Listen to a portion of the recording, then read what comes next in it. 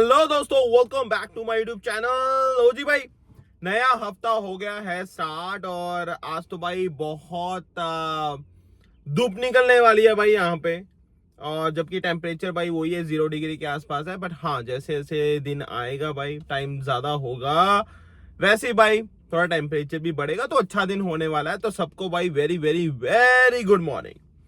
आज का टॉपिक, सबको बड़ी एक्साइटमेंट होती है कि हाँ जी भाई आज क्या टॉपिक हम डिस्कस करेंगे। आज भाई डिस्कशन होगी जिनका वर्क परमिट एक्सपायर हो रहा है उनके बारे में। और ये सिर्फ उन लोगों के लिए नहीं है, ये उन लोगों के लिए भी है जिनका वर्क परमिट भाई जिनके वर्क परमिट एक्सपायर होने में भी टाइम है ना। क्योंकि भाई उनके लिए भी एक अच्छा एक लेसन हो सकता है, उनके लिए भी एक अच्छा एक अच्छी ये डिस्कशन हो सकती है। क्योंकि उनको आइडिया हो जाएगा कि इन केस हम ऐसी सिचुएशन में फंसते हैं तुम्हारे पास ऑप्शंस क्या है।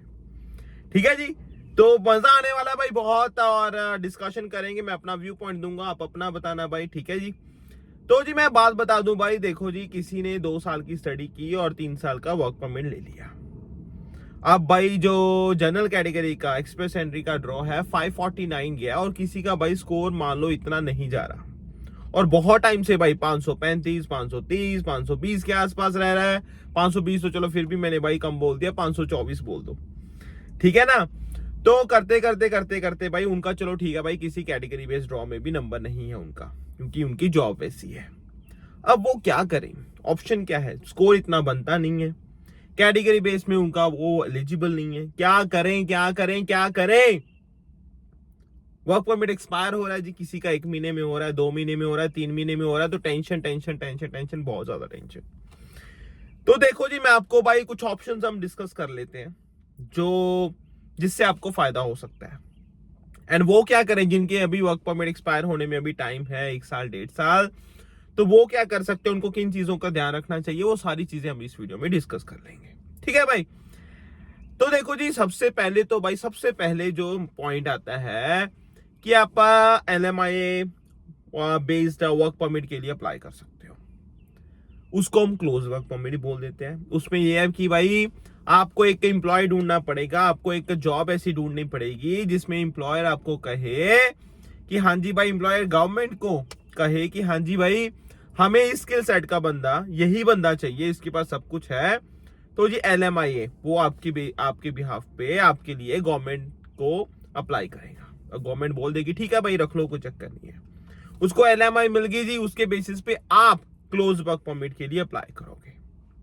क्लोज वर्क परमिट के लिए अप्लाई करोगे, आपको भाई वर्क परमिट मिल जाएगा। Then you are safe, then you are safe.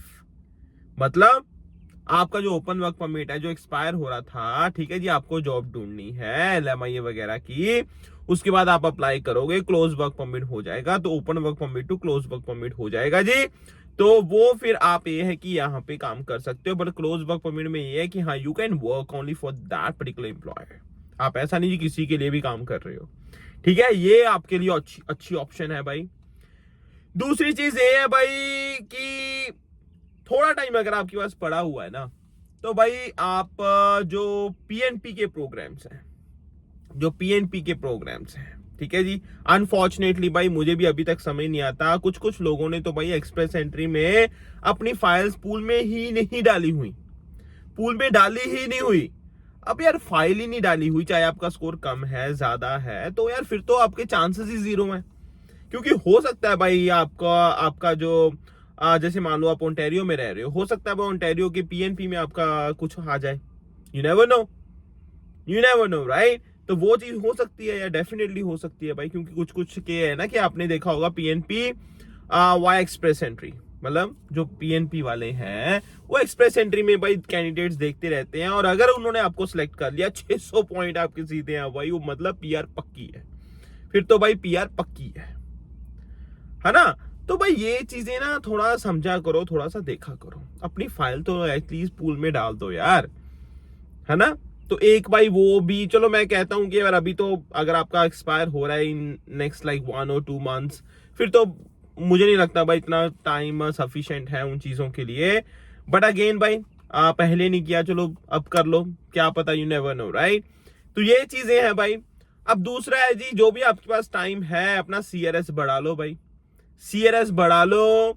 And फिर भाई भगवान से दुआ करो कि जनरल कैटेगरी का जो ड्रॉ है वो कम कम कम हो जाए, जो कम हो। अगर तो आपका देखो स्कोर गाइस अब 480 490 500 के आसपास है, तो मैं तो कहूंगा जी आप भाई चुपचाप अपना आइल्स वगैरह का स्कोर करके, क्योंकि टाइम नहीं है ना आपके पास, आइल्स वगैरह का स्कोर करके और अपना स्कोर इंप्रूव कर लो, स्कोर इंप्रूव कर लो। नेक्स्ट टाइम फिर देखते हैं जी, क्योंकि इस हफ्ते एक्सपेक्टेड है जी कि ड्रॉ आएगा, और लेट्स सी भाई ड्रॉ आता है नहीं आता, फिर कितना ड्रॉ आता है, आपका नंबर आ सकता है नहीं आ सकता। क्योंकि अगर नंबर आ गया फिर आप सेफ हो। देखो उसमें क्या है कि आप जल्दी जल्दी अप्लाई कर दोगे, फिर जब तक रिजल्ट नहीं आता आपका, आपको कोई यहाँ पे रहने से रोक नहीं सकता। उसमें भाई ये होता है कि आपका एक ब्रिज परमिट मिल जाता है आपको, ठीक है, उसमें फिर आप सेफ हो कि भाई जब तक वो रिजल्ट नहीं आता, एंड फिर आप कनाडा में सेफ हो, कोई चक्कर वाली बात है नहीं उस केस में, ठीक है जी। तो भाई वो ब्रिज परमिट आपको मिल जाएगा, उसमें कोई इशू वाली बात है नहीं, यू आर सेफ। क्योंकि भाई एक्सटेंशन तो इन्होंने बंद कर दिया ओपन वर्क परमिट की। पहले ये था कि चलो यार एक्सपायर हो रहा है, आपको 1.5 सालों के लिए और अप्लाई कर लो यार, कोई चक्कर नहीं, अप टू 18 मंथ्स आपको और मिल जाएगा और मिल जाएगा। तो बहुत सारी चीजें बंद कर दी भाई, सबको सब कुछ ही बंद हो गया ना। अनफॉर्चुनेटली भाई मुझे इतना बुरा लगता है जिन्होंने पहले प्लानिंग नहीं की। इतनी सारी ऑप्शंस हैं, वो क्या है भाई, किसी गलत कंसल्टेंट के थ्रू, या अपना होमवर्क ही नहीं किया, अपनी रिसर्च ही नहीं की, ठीक है जी। एंड ऐसे ऐसे फेक न्यूज देख ली भाई इंस्टाग्राम पे या फेसबुक पे या फिर यूट्यूब पे। अब उनको पे करना पड़ेगा उस चीज की, क्योंकि हर किसी की भाई प्रोफाइल अलग होती है, हर किसी का केस अलग होता है।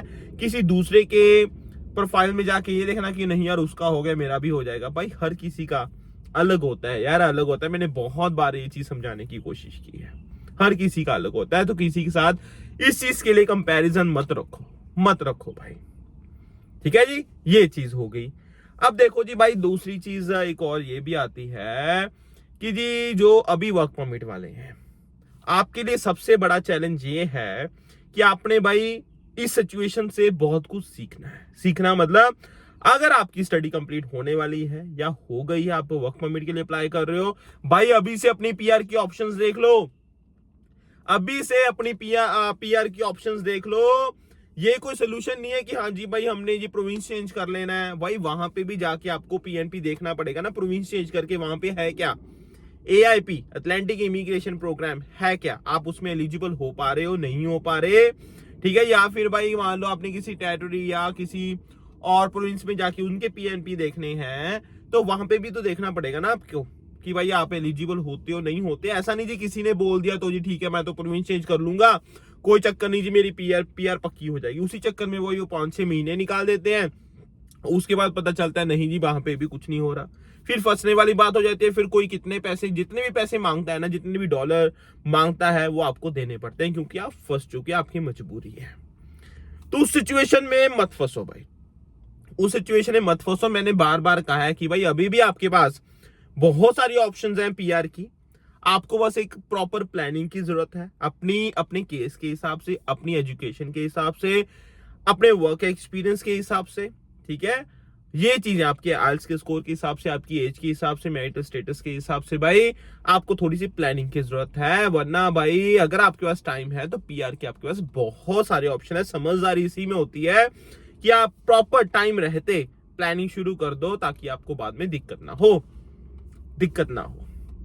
ठीक है जी। क्योंकि भाई पीएनपी तो हर प्रोविंस की है। देखो आपको पता होगा यार ओंटारियो के कितने पीएनपी प्रोग्राम्स हैं, ठीक है जी। ब्रिटिश कोलंबिया के कितने हैं, सस्कैचुअन के कितने हैं, बहुत है यार, नोवा स्कोशिया कितने, भाई हर प्रोविंस का है ना अपना अपना। देखो तो उसके बारे में सोचो समझो। अगर ओंटारियो में रह रहे हो तो ओंटारियो का देखो भाई, बहुत सारी हैं। मास्टर स्ट्रीम आ गई आपकी, इंटरनेशनल स्ट्रीम, स्टूडेंट स्ट्रीम आ गई भाई, बहुत सारी स्ट्रीम्स हैं यार जिसमें आपकी पीआर हो सकती है। आपको बस उस चीज के लिए ध्यान देना है, प्रॉपर प्लानिंग करनी है, एंड उसी हिसाब से होमवर्क। अगर मान लो आप, ये बहुत सारे लोग कहते हैं मैं तो जी कंसल्टेंट के पास चला जाऊंगा, भाई कंसल्टेंट के पास चले जाओ अच्छी बात है, बट अपना थोड़ा सा होमवर्क तो करके जाओ।